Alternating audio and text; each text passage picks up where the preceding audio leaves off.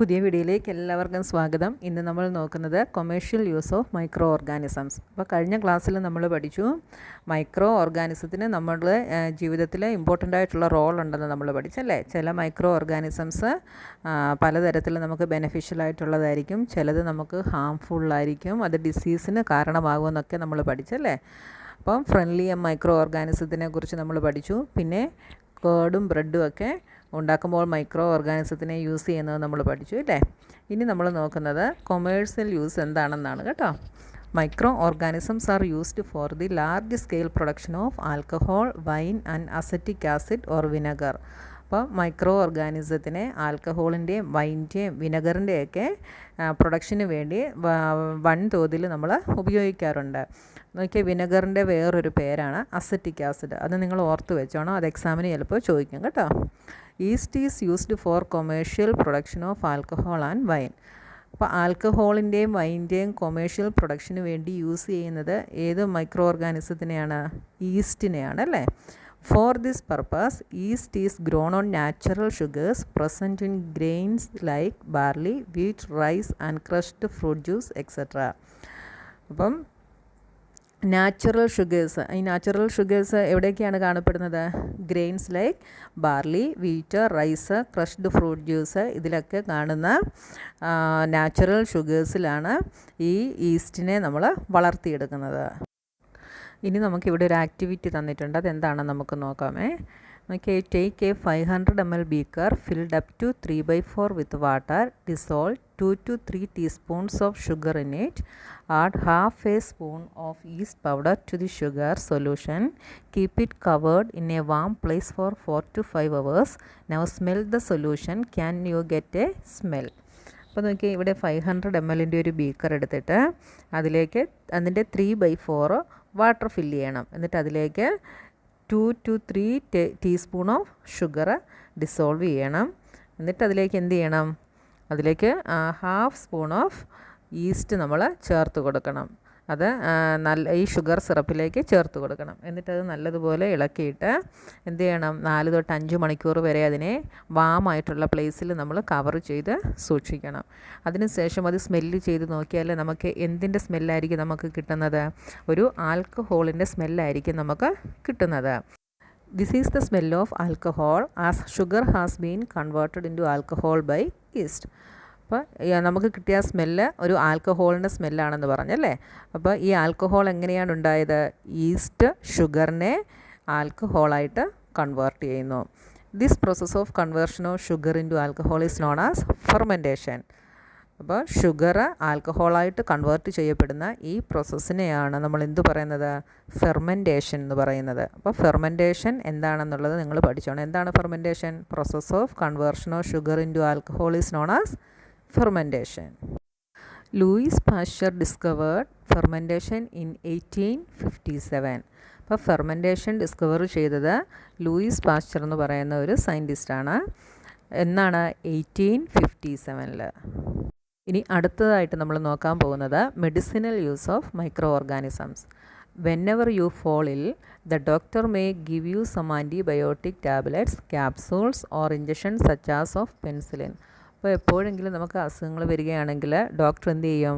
നമുക്ക് ആൻറ്റിബയോട്ടിക് ക്യാപ്സൂൾസോ ടാബ്ലറ്റ്സോ ഇഞ്ചക്ഷൻസോ ഒക്കെ തരുമല്ലേ. പെൻസിലിൻ പോലെയുള്ള ഇഞ്ചക്ഷൻസോ ഒക്കെ നമുക്ക് തരുമല്ലേ. The source of these medicines is micro organisms. അപ്പോൾ ഈ മെഡിസിൻസിൻ്റെ എല്ലാം സോഴ്സ് എന്ന് പറയുന്നത് മൈക്രോ ഓർഗാനിസംസ് ആണ്. These medicines kill or stop the growth of the disease causing micro organisms. അപ്പോൾ ഈ മെഡിസിൻസ് നമ്മുടെ ബോഡിയിലുള്ള ഡിസീസ് കോസിങ് ആയിട്ടുള്ള മൈക്രോ ഓർഗാനിസത്തിൻ്റെ ഗ്രോത്തിനെ സ്റ്റോപ്പ് ചെയ്യുകയോ അതിനെ നശിപ്പിക്കുകയോ ചെയ്യും. Such medicines are called antibiotics. അപ്പോൾ അങ്ങനെയുള്ള മെഡിസിൻസിനെയാണ് എന്ത് പറയുന്നത്? ആൻറ്റിബയോട്ടിക്സ് എന്ന് പറയുന്നത്. എങ്ങനെയുള്ള മരുന്നുകളാണ്? നമ്മുടെ ശരീരത്തിലുള്ള ഡിസീസ് കോസിങ് മൈക്രോ ഓർഗാനിസത്തിനെ അതിൻ്റെ ഗ്രോത്തിനെ സ്റ്റോപ്പ് ചെയ്യുകയോ അതിനെ നശിപ്പിച്ച് കളയുകയോ ചെയ്യുന്ന മെഡിസിൻസിനെയാണ് എന്ത് പറയുന്നത്? ആൻറ്റിബയോട്ടിക്സ് എന്ന് പറയുന്നത്. These days, a number of antibiotics are being produced from bacteria and fungi. Streptomycin, tetracycline and erythromycin are some of the commonly known antibiotics which are made from fungi and bacteria. ഇപ്പോൾ ഫംഗയിൽ നിന്നും ബാക്ടീരിയയിൽ നിന്നും ഒക്കെ antibiotic ഉണ്ടാക്കുന്നുണ്ടല്ലേ. അപ്പോൾ ഫംഗയിൽ നിന്നും ബാക്ടീരിയയിൽ നിന്നും ഒക്കെ ഉണ്ടാക്കുന്ന ആൻറ്റിബയോട്ടിക്സിൻ്റെ പേരുകൾ ഇവിടെ തന്നിട്ടുണ്ട്. എന്തൊക്കെയാണ്? Streptomycin, tetracycline and erythromycin. ഇത് നിങ്ങൾ ഓർത്ത് വെച്ചോണം, എക്സാമിന് ചിലപ്പോൾ ചോദിക്കും കേട്ടോ. അപ്പോൾ ഇതുപോലെയുള്ള ചില ആൻറ്റിബയോട്ടിക്സുകൾ ഫംഗയിൽ നിന്നും ബാക്ടീരിയയിൽ നിന്നും ഉണ്ടാക്കുന്നുണ്ട്. The antibiotics are manufactured by growing specific micro organisms and are used to cure a variety of diseases. ഈ ആൻറ്റിബയോട്ടിക് മാനുഫാക്ചർ ചെയ്യപ്പെടുന്നത് ചില സ്പെസിഫിക് മൈക്രോ ഓർഗാനിസത്തിനെ വളർത്തിയിട്ടാണ്, അതിനെ ഗ്രോ ചെയ്തിട്ടാണ് ആൻറ്റിബയോട്ടിക് മാനുഫാക്ചർ ചെയ്യുന്നത്. അത് പലതരത്തിലുള്ള ഡിസീസസിനെ സുഖപ്പെടുത്താൻ വേണ്ടി ഇത് യൂസ് ചെയ്യും. Antibiotics are even mixed with the feed of life stocks and poultry to check microbial infection in animals. അപ്പം ഹ്യൂമൻസിന് മാത്രമല്ല ആനിമൽസിനും മൈക്രോ ഓർഗാനിസം വഴി ഇൻഫെക്ഷൻസ് ഉണ്ടാക്കാറുണ്ടല്ലേ. അപ്പോൾ അത് മാറ്റാൻ വേണ്ടി ഇത് ലൈഫ് സ്റ്റോക്സിൻ്റെയും പോൾട്രിയുടെയൊക്കെ ഫീഡിനകത്ത് ആൻറ്റിബയോട്ടിക് മിക്സ് ചെയ്യാറുണ്ട്. They are also use to control many plant diseases. അപ്പം ഈ ആൻറ്റിബയോട്ടിക് പലതരത്തിലുള്ള പ്ലാന്റ് ഡിസീസസിനെ കൺട്രോൾ ചെയ്യാൻ വേണ്ടിയും ഇതിനെ യൂസ് ചെയ്യാറുണ്ട്. In 1929, Alexander Fleming was working on a culture of disease-causing bacteria. അപ്പോൾ ഈ പെൻസിലിൻ എങ്ങനെയാണ് പ്രിപ്പയർ ചെയ്തതെന്നുള്ളതാണ് ഇനി നമ്മൾ നോക്കുന്നത് കേട്ടോ. 1929 അലക്സാണ്ടർ ഫ്ലെമിംഗ് എന്ന് പറയുന്ന സയൻറ്റിസ്റ്റ് ഒരു ഡിസീസ് കോസിങ് ബാക്ടീരിയയുടെ കൾച്ചർ ചെയ്തുകൊണ്ടിരിക്കുകയായിരുന്നു. Suddenly he found the spore of a little green mould in one of his culture plate. അപ്പോൾ പെട്ടെന്ന് അദ്ദേഹത്തിൻ്റെ ഒരു കൾച്ചർ പ്ലേറ്റിൽ ലിറ്റിൽ ഗ്രീൻ മോൾഡിൻ്റെ ഒരു സ്പോർ കാണുവാൻ ഇടയായി. He observed that the presence of mould prevented the growth of bacteria. അപ്പോൾ അദ്ദേഹം ഇങ്ങനെ ഒബ്സർവ് ചെയ്തപ്പോൾ ഈ ലിറ്റിൽ ഗ്രീൻ മോൾഡിൻ്റെ പ്രസൻസ് ബാക്ടീരിയയുടെ ഗ്രോത്തിനെ പ്രിവെൻറ്റ് ചെയ്യുന്നതായിട്ട് കാണാൻ സാധിച്ചു. In fact it also killed many of these bacteria. ഈ മോൾഡ് എന്ത് ചെയ്തു? ഒത്തിരി ബാക്ടീരിയകളെ കില്ല് ചെയ്തു, നശിപ്പിച്ചു കളഞ്ഞു. From this the mould penicillin was prepared. ഇതിൽ നിന്നാണ് പെൻസിലിൻ പ്രിപ്പയർ ആയത്. അപ്പോൾ പെൻസിലിൻ കണ്ടുപിടിക്കപ്പെട്ടത് ഇങ്ങനെയാണ്. ആരാണ് പെൻസിലിൻ കണ്ടുപിടിച്ചത്? അലക്സാണ്ടർ ഫ്ലെമിംഗ് എന്ന് പറയുന്ന ഒരു സയൻറ്റിസ്റ്റാണ്. 1929 penicillin കണ്ടുപിടിക്കപ്പെട്ടത്. It is important to remember that antibiotics should be taken only on the advice of a qualified doctor. അപ്പോൾ ആൻറ്റിബയോട്ടിക് എടുക്കുമ്പോൾ എപ്പോഴും ശ്രദ്ധിക്കേണ്ട ഒരു കാര്യം, നമ്മൾ ഒരു ക്വാളിഫൈഡ് ഡോക്ടറിൻ്റെ അഡ്വൈസോട് കൂടി മാത്രമേ ആൻറ്റിബയോട്ടിക് എടുക്കാൻ പാടുള്ളൂ. Also you must finish the course prescribed by the doctor. അപ്പോൾ നമ്മൾ ആൻറ്റിബയോട്ടിക് എടുക്കുന്ന സമയത്ത് ഡോക്ടർ പ്രിസ്ക്രൈബ് ചെയ്യുന്ന ആ കോഴ്സ് നമ്മൾ ഫിനിഷ് ചെയ്തിരിക്കണം. If you take antibiotics when not needed or in wrong doses it may make the drug less effective when you might need it in future. അപ്പോൾ നമ്മൾ ആൻറ്റിബയോട്ടിക് ആവശ്യമില്ലാതെയോ തെറ്റായ ഡോസിലോ നമ്മൾ എടുത്തു കഴിഞ്ഞാൽ നമ്മൾ ഭാവിയിൽ നമ്മൾ ആൻറ്റിബയോട്ടിക് കഴിക്കേണ്ടി വന്നു കഴിഞ്ഞാൽ ആ മരുന്ന് നമുക്ക് ലെസ് എഫക്റ്റീവ് ആയിരിക്കും. നമുക്കത് നമ്മുടെ ബോഡിയിലത് വളരെ കുറച്ച് മാത്രമേ എഫക്റ്റ് ആകത്തുള്ളൂ. Also antibiotics taken unnecessarily may kill the beneficial bacteria in the body. അപ്പം നമ്മൾ ആവശ്യമില്ലാതെ ആൻറ്റിബയോട്ടിക് എടുത്തു കഴിഞ്ഞാൽ അത് നമ്മുടെ ബോഡിയിലുള്ള ബെനിഫിഷ്യൽ ബാക്ടീരിയകളെ കൊന്നുകളയും. Antibiotics however are not effective against cold and flu as these are caused by viruses. അപ്പോൾ വൈറസ് കൊണ്ടുണ്ടാകുന്ന കോൾഡ്, ഫ്ലൂ ഇതിനൊന്നും ആൻറ്റിബയോട്ടിക്സ് എന്തല്ല, എഫക്റ്റീവ് അല്ല. ഇനി അടുത്തതായിട്ട് നമ്മൾ നോക്കുന്നത് വാക്സിൻ. ഇപ്പോൾ നമുക്കൊക്കെ കുഞ്ഞായിരിക്കുന്ന സമയത്ത് നമുക്കൊക്കെ വാക്സിൻ തന്നിട്ടുണ്ടല്ലേ. അപ്പോൾ ആ വാക്സിന് നമ്മുടെ ബോഡിയിൽ എങ്ങനെയാണ് വർക്ക് ചെയ്യുന്നതെന്നാണ് ഇനി നമ്മൾ നോക്കാൻ പോകുന്നത്. അപ്പോൾ ആദ്യം ഈ വാക്സിൻ എന്താണെന്ന് നമുക്കൊന്ന് നോക്കാം കേട്ടോ. ഈ vaccine typically contains an agent that resembles A disease causing micro organism and is often made from weekend or killed form of the microbes. അപ്പോൾ മൈക്രോബ്സിൻ്റെ വീക്കെൻഡായിട്ടുള്ളതോ അല്ലെങ്കിൽ കിൽഡ് ഫോമായിട്ടുള്ളതോ ആയ മൈക്രോബ്സിൽ നിന്നാണ് എന്ത് ചെയ്യുന്നത്? വാക്സിന് ഉണ്ടാക്കുന്നത്. ഇതൊരു ഡിസീസ് കോസിങ് മൈക്രോ ഓർഗാനിസത്തിന് സമാനമായ ഒരു ഏജൻ്റാണ് എന്ത് ചെയ്യുന്നത്? ഈ വാക്സിനിൽ കണ്ടെയ്ൻ ചെയ്തിരിക്കുന്നത്. അപ്പോൾ ഇനി ഈ വാക്സിൻ എങ്ങനെയാണ് നമ്മുടെ ബോഡിയിൽ വർക്ക് ചെയ്യുന്നത് എന്നുള്ളത് നമുക്ക് നോക്കാം കേട്ടോ. When a disease carrying microbe enter our body, the body produces antibodies to fight the invader.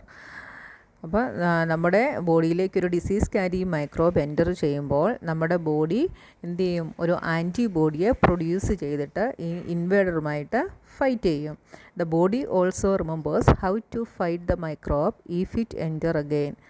അപ്പം വീണ്ടും ഈ മൈക്രോബ് നമ്മുടെ ബോഡിയിലേക്ക് എൻ്റർ ചെയ്യുകയാണെങ്കിൽ എന്ത് ചെയ്യും, നമ്മുടെ ബോഡി അത് റിമെമ്പർ ചെയ്യും, എങ്ങനെയാണ് ഇതിനോട് ഫൈറ്റ് ചെയ്യേണ്ടതെന്നുള്ളത് നമ്മുടെ ബോഡി റിമെമ്പർ ചെയ്യും. So if dead or weakened microbes are introduced in a healthy body, the body fights and kills them by producing suitable antibody. അതുകൊണ്ട് ഡെഡായിട്ടുള്ളതോ വീക്കെൻഡായിട്ടുള്ളതോ ഒരു മൈക്രോബ്സ് നമ്മുടെ ഹെൽത്തി ബോഡിയിൽ ഇൻട്രൊഡ്യൂസ് ചെയ്യുകയാണെന്നുണ്ടെങ്കിൽ എന്ത് ചെയ്യും, അതിന് സൂട്ടബിൾ ആയിട്ടുള്ളൊരു ആൻറ്റിബോഡി പ്രൊഡ്യൂസ് ചെയ്തിട്ട് നമ്മുടെ ബോഡി അതിനെ ഫൈറ്റ് ചെയ്യുകയോ കില്ല് ചെയ്യുകയോ ചെയ്യും. The antibodies remain in the body and we are protected from the disease causing microbes. This is how a vaccine works.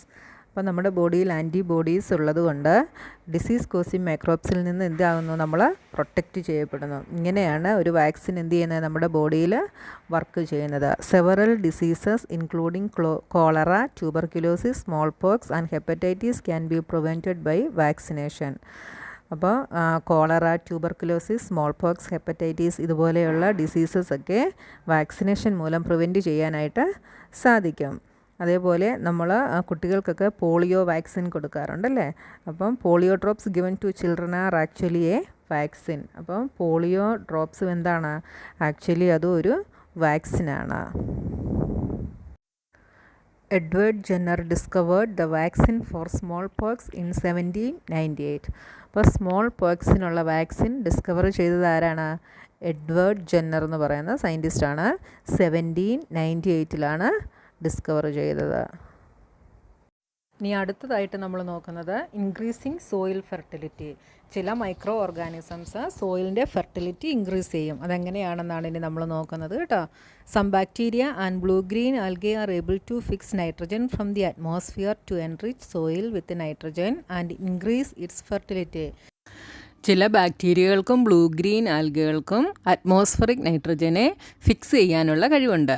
അപ്പോൾ ഈ നൈട്രജനെ ഇങ്ങനെ ഫിക്സ് ചെയ്യുന്നത് കൊണ്ട് സോയിൽ നൈട്രജനാൽ എൻറിച്ച് ചെയ്യപ്പെടാനും അതേപോലെ സോയിലിൻ്റെ ഫെർട്ടിലിറ്റി ഇൻക്രീസ് ചെയ്യാനും സാധിക്കും. These microbes are commonly called biological nitrogen fixers. അപ്പോൾ ഈ മൈക്രോബ്സിനെയാണ് ബയോളജിക്കൽ നൈട്രജൻ ഫിക്സേഴ്സ് എന്ന് വിളിക്കുന്നത്. ഇനി നെക്സ്റ്റ് ക്ലീനിങ് ദി എൻവിറോൺമെൻറ്റ്. അപ്പോൾ ചില മൈക്രോ ഓർഗാനിസത്തിന് എൻവിറോൺമെൻറ്റ് ക്ലീൻ ചെയ്യാനുള്ള കഴിവുണ്ട്. അപ്പോൾ അതെന്താണെന്ന് നമുക്ക് നോക്കാം കേട്ടോ. Boojho and Paheli had observed the school gardener making manure. Along with their friends they collected waste of plants, vegetables and fruits from nearby houses and gardens. They put them in a pit meant for waste disposal. After some time it composed and got converted to manure. Boojho and Paheli wanted to know how this had happen. ബൂജോയും ബഹേലിയും അവരുടെ school gardener manure ഉണ്ടാക്കുന്നത് observe ചെയ്തല്ലേ. അപ്പോൾ അത് എങ്ങനെയാണ് ഉണ്ടാക്കുന്നതെന്ന് അവർക്ക് അതറിയാനുള്ള ഒരു ആഗ്രഹമുണ്ടായി. അപ്പോൾ അവരുടെ ഫ്രണ്ട്സിൻ്റെ കൂടെ നിയർ ബൈ ഹൗസസിൽ നിന്നും ഗാർഡൻസിൽ നിന്നുമൊക്കെ പ്ലാന്റ്സിൻ്റെയും വെജിറ്റബിൾസിൻ്റെയും ഫ്രൂട്ട്സിൻ്റെയും ഒക്കെ വേസ്റ്റ് കളക്ട് ചെയ്തിട്ട് അതൊരു കുഴിയിലേക്ക് അതിനെ ഇട്ടു. കുറച്ച് സമയം കഴിഞ്ഞപ്പോൾ ഇത് എന്തായി, കൺവേർട്ട് ചെയ്ത മാനുവറായല്ലേ. ഇത് ഡീകമ്പോസ്ഡ് ആയിട്ട് ഇത് മാനുവറായിട്ട് കൺവേർട്ട് ചെയ്തു.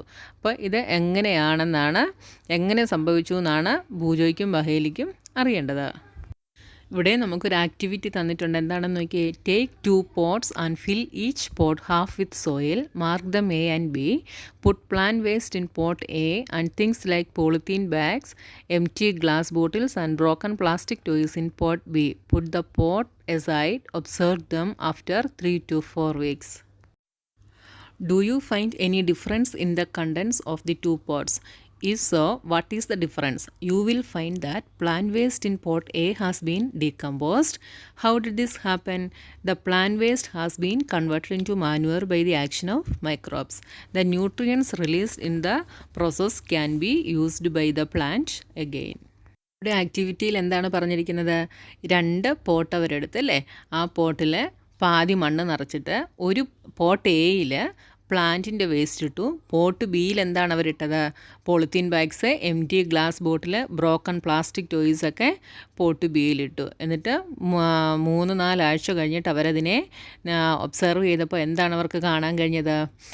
പോട്ട് എയിലെ പ്ലാന്റ് വേസ്റ്റ് എല്ലാം ഡീകമ്പോസ്ഡ് ആയെന്ന് കാണാനായിട്ട് സാധിച്ചല്ലേ? എങ്ങനെയാണ് ഇത് സംഭവിച്ചത്? അത് the plant waste has been converted into manure by the action of microbes. അപ്പോൾ മൈക്രോബ്സിൻ്റെ സഹായത്തോടു കൂടി ഈ പ്ലാന്റ് വേസ്റ്റ് എല്ലാം മാനുവറായിട്ട് കൺവേർട്ട് ചെയ്തു. Did you notice that in pot B, the polythene bags, empty glasses, bottles and broken toy parts did not undergo any such change? The microbes could not act on them and convert them into manure. അപ്പോൾ pot ബിയെ നമ്മൾ ശ്രദ്ധിച്ചാൽ നമുക്ക് എന്ത് കാണാനായിട്ട് സാധിക്കും? Polythene bags, M T glasses, bottles, broken toy parts, ഇതൊന്നും അതിനൊന്നും changes വന്നില്ല അല്ലേ? എന്തുകൊണ്ടാണ്? മൈക്രോബ്സ് ഇതിലൊന്നും ആക്ട് ചെയ്യത്തില്ല. ആക്ട് ചെയ്തതിനെ മാനുവറായിട്ട് കൺവേർട്ട് ചെയ്യത്തില്ല. You often see large amount of dead organic matter in the form of decaying plants and sometimes dead animals on the ground. You find that they disappear after some times. അപ്പോൾ നമ്മൾ ചിലപ്പോഴൊക്കെ പ്ലാന്റ്സിൻ്റെയും dead ആനിമൽസിൻ്റെയൊക്കെ waste ഇങ്ങനെ നമ്മൾ ഗ്രൗണ്ടിൽ കാണും അല്ലേ? കുറേ സമയം കഴിയുമ്പോൾ അത് ഡിസപ്പിയർ ആയിട്ടിരിക്കുന്നത് നമുക്ക് കാണാനായിട്ട് സാധിക്കും. This is because the micro organism decompose dead organic waste of plants and animals converting them into simple substances.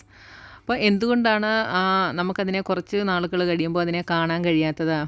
ഇത് മൈക്രോ ഓർഗാനിസംസ് ഈ ഡെഡ് ഓർഗാനിക് വേസ്റ്റിനെ, അതായത് പ്ലാന്റിൻ്റെ ആനിമൽസിൻ്റെയൊക്കെ വേസ്റ്റിനെ ഡീകമ്പോസ് ചെയ്ത് അതിനെ സിമ്പിൾ സബ്സ്റ്റൻസ് ആയിട്ട് എന്ത് ചെയ്യുന്നു? കൺവേർട്ട് ചെയ്യുന്നു.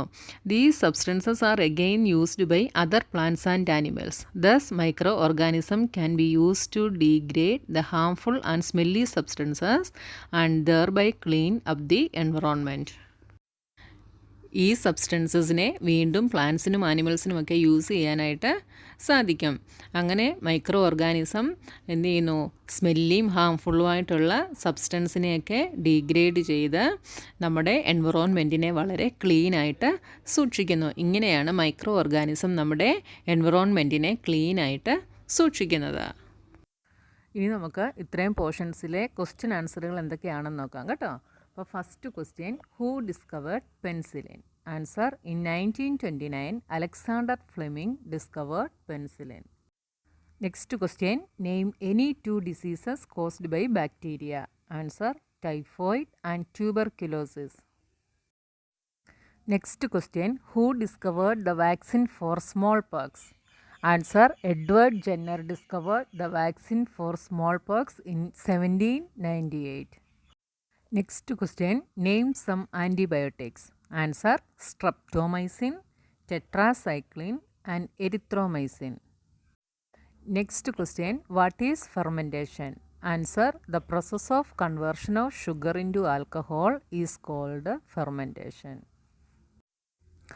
Next question, why are the antibiotics not effective against cold and the flu? Answer, antibiotics are not effective against cold and flu as these are caused by viruses.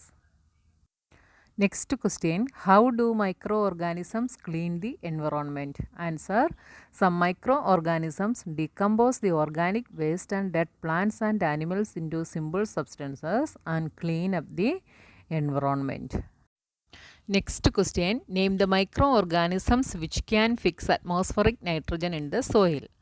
Certain bacteria and blue-green algae present in the soil fix nitrogen from the atmosphere and convert it into compound of nitrogen. Next question, what are biological nitrogen fixers? Answer, some bacteria and blue-green algae are able to fix nitrogen from the atmosphere to enrich soil with nitrogen and increase its fertility. These microbes are commonly called biological nitrogen fixers. Next question, what will happen if we take antibiotics when not needed? Answer, if we take antibiotics when not needed or in wrong doses, it may make the drug less effective when we might need it in future. Also, antibiotic taken unnecessarily may kill the beneficial bacteria in the body. Next question, how a vaccine works? Answer. When a disease carrying microbe enter our body, the body produces antibodies to fight the invader. The body also remembers how to fight the microbe if it enters again. So if dead or weakened microbes are introduced in a healthy body, the body fights and kills them by producing suitable antibodies. The antibodies remain in the body and we are protected from the disease causing microbes. This is how a vaccine works. അപ്പോൾ ഇന്ന് നമുക്ക് ഇത്രയും portions മതി. ഇനി next പോർഷനുമായി നമുക്ക് next വീഡിയോയിൽ കാണാം.